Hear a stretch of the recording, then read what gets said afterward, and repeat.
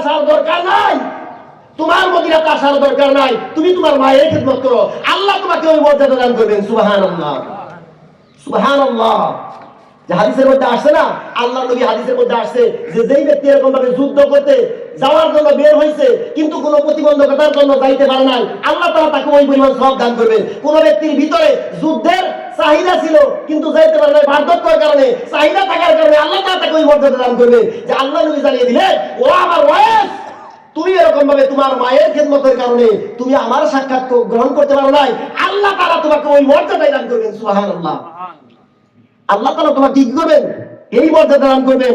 এই উমরকে বলতেছেন, উমর তুমি এই উওয়াইস ইবনে আমিরের কাছে কি করবে? তোমার নিজের জন্য দোয়া চেয়ে নেবে। এই হাদিসটা মুসলিম শরীফের মধ্যে আছে। কোথায় আছে? মুসলিম শরীফের মধ্যে, হাদিসটা সহিহ। তো যাই হোক, যেটা বলতেছিলাম, আল্লাহর নবী বলেন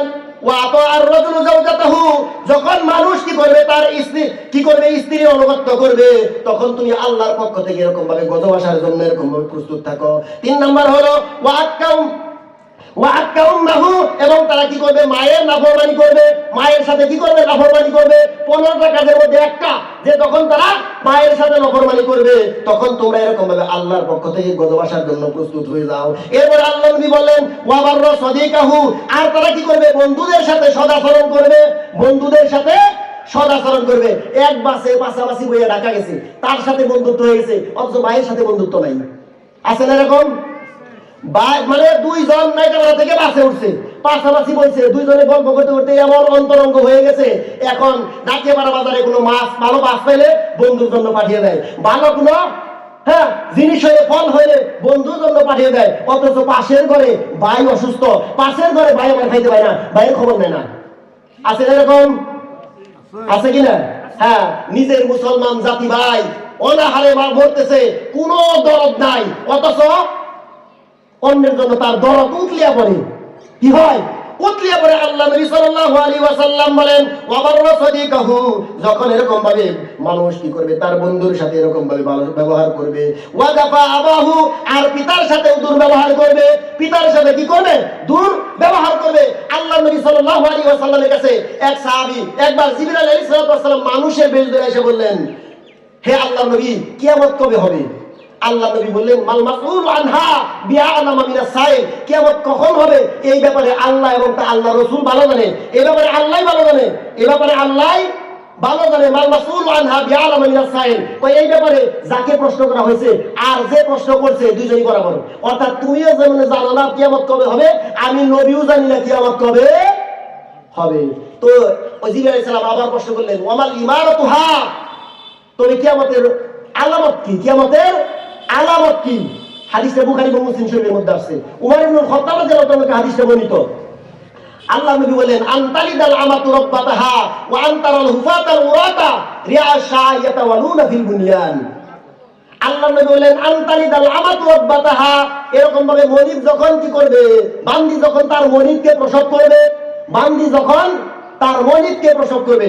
বান্দি কিভাবে মনিবকে প্রসব করে এর অনেকগুলা ব্যাখ্যা করছেন। 1 নম্বর হলো যখন সন্তানেরা তার মা বাবার সাথে দাসীর মতো আচরণ করবে, যখন সন্তান কি করবে, তার মায়ের সাথে দাসীর মতো আচরণ করবে। আজকে কিন্তু এই কথা আসে না, আসবে না, আসছে কিনা আমরা দেখতে পাই অনেক সন্তান তার মায়ের আইল্যান্ড পিড়াইছে। আমি নিজে দেখছি তার মাকে বাড়ি থেকে বের করে দিছে, এরকম নাই? অসংখ্য আছে। আল্লাহর নবী বলেন আনতালিদাল আমাতু রাব্বাতাহা, যখন এরকম ভাবে দাসী তার মনিবকে প্রসব করবে। ওয়া আনতারাল হুফাতাল উরাতা রিআ শাইয়াতা ওয়ালুনা ফিল বুনিয়ান, যাদের গায়ে কাপড় ছিল না, যাদের পায়ে জুতা ছিল না, যাদের পরনে কাপড় ছিল না, যাদের মাথায় কাপড় ছিল না, যারা ছিল খালি গায়ে, যারা ছিল ছাগলের রাখাল, তারা এরকম ভাবে গ্রামের মধ্যে বড় বড় বিল্ডিং বানানোর জন্য, অট্টালিকা বানানোর জন্য প্রতিযোগিতা করবে। আজকে বলেন তো দেখি এই যুগ আসছে কিনা? আসছে। আল্লাহ নবী বললেন আনতালিদাল আমাতু রাব্বাতাহা ওয়া আনতারাল হুফাতাল উরাতা রিয়াশাই রিয়াউন মানে রাখালি করা। যারা এরকম ভাবে রাখালি করতো, ভেড়া চড়াইতো, বকরি চড়াইতো, উট চড়াইতো, দুম্বা চড়াইতো, মরুভূমির মধ্যে থাকতো, যাদের গায়ে কোনো কাপড় ছিল না, পেটে ভাত ছিল না, পায়ে জুতা ছিল না, এরাই এক সময় গ্রামের মধ্যে এমন টাকাওয়ালা হবে, টাকাওয়ালা হইয়া তারা এরকম বড় বড় অট্টালিকা করবে। অট্টালিকা শুধু করবে না, অট্টালিকার প্রতিযোগিতা করবে। তারা ফরজ নামাজ নিয়ে প্রতিযোগিতা করবে না, তারা নফল নিয়ে প্রতিযোগিতা করবে না, তারা রোজা নিয়ে প্রতিযোগিতা করবে না, তারা হজ নিয়ে প্রতিযোগিতা করবে না, তারা দান সৎকার নিয়ে প্রতিযোগিতা করবে না, তারা এরকম ভাবে বড় বড় অট্টালিকা নিয়ে প্রতিযোগিতা করবে। আল্লাহর নবী বললেন, যখন তোমরা এরকম ভাবে দেখতে পাবে তখন তোমরা মনে করবে কিয়ামত খুবই নিকটবর্তী চলে আসছে। তখন কিয়ামত কি খুবই নিকটবর্তী চলে আসছে। আনাস রাদিয়াল্লাহু তাআলা হযরত আনাস হতে আরেকটা হাদিসের মধ্যে আসছে, আল্লাহ নবী সাল্লাল্লাহু আলাইহি ওয়াসাল্লামকে এক সাহাবী এসে বলতেছে, মাতা তাকুম সা, কিয়ামত কখন হবে? আল্লাহ নবী বলেন, তুমি ধ্বংস হও, তুমি কিয়ামতে কি করবে? তুমি কিয়ামতের জন্য কি প্রস্তুত করেছো? ওই সাহাবী বলতেছে, মা আদাতু লাহা, আমি কিয়ামতের জন্য কিছু প্রস্তুত করি নাই। আলা উহিবুল্লাহ ওয়া রাসূলুহু, আমি আল্লাহ এবং তার রাসূলকে খুব ভালোবাসি। আমি কি করি? আল্লাহ এবং তার রাসূলকে খুব ভালোবাসি। আল্লাহ নবী বলেন, আনতা মা'a মান আহবাবতা, তুমি যাকে ভালোবাসো তোমার কিয়ামতটাও তাদের সাথেই হবে। সুবহানাল্লাহ। আল্লাহ নবী বললেন, তুমি যাকে ভালোবাসো তোমার হাসরটাও তাদের সাথেই হবে। এবার বলেন তো দেখি, আমার বন্ধু বান্ধব কাদের সাথে? যারা এলাকার মধ্যে তাসখুর, গাঁজাখুর, মদখুর, লুচ্চা, বাটপার, এদের সাথে আমার কি বন্ধুত্ব? যারা এরকম ভাবে দুকাবাজ, মানুষকে প্রতারণা দিয়ে টাকা দেয়, সুদখুর, ঘুষখুর, একেবারে মানে যত খুর আছে সবও, অথচ ওর সাথে আমার বন্ধুত্ব। ওর সাথে কি আমার বন্ধুত্ব? আমার বন্ধুত্ব কোনো আল্লাহ ওয়ালার সাথে নাই। অথচ আল্লাহ তাআলা বলেছেন, কুনু মা'আস সাদিকিন, কুনু মা'আস সাদিকিন, তোমরা সত্যবাদীদের সঙ্গ অবলম্বন করো। আমি বলবো না আপনারা পীর ধরেন, আমরা বলবো কি, আপনি কি করেন? যারা সমাজের মধ্যে ভালো মানুষ তাদের সাথে আপনি চলেন, আপনার হাসরটা তাদের সাথেই হবে, তাদের সাথেই হবে।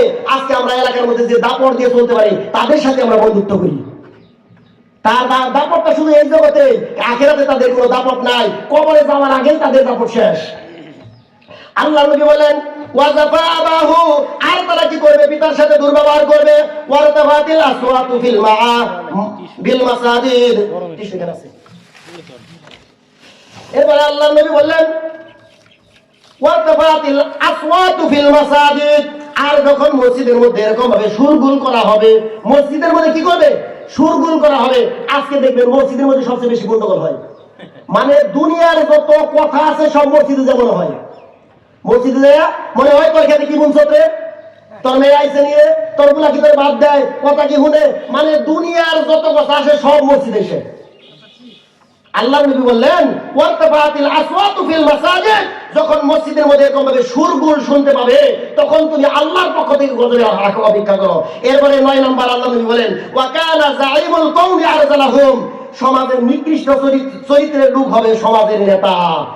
সমাজের মধ্যে যে বেশি নিকৃষ্ট, যে এরকম ভাবে সবচেয়ে কুকামাকম বেশি করে, সেই হবে কি সমাজের নেতা। আল্লাহ নবী বলেন, ওয়া কানা যাইমুল কওমি আরজালাহুম, নিকৃষ্ট চরিত্রের লোক হবে সম্প্রদায়ের নেতা। এরপরে আল্লাহ নবী বলেন, আর কোন ব্যক্তিকে তার অনিষ্টের ভয়ে তাকে সম্মান করা হবে। কোন ব্যক্তিকে সম্মান করা হবে কেন? তার অনিষ্ট থেকে বাঁচার জন্য। আমরাও অনেকে এরকম ভাবে সম্মান করি, সালাম দিই, গাড়ি বাতে কি বাড়ি করে হালাই, ঠিক আছে না?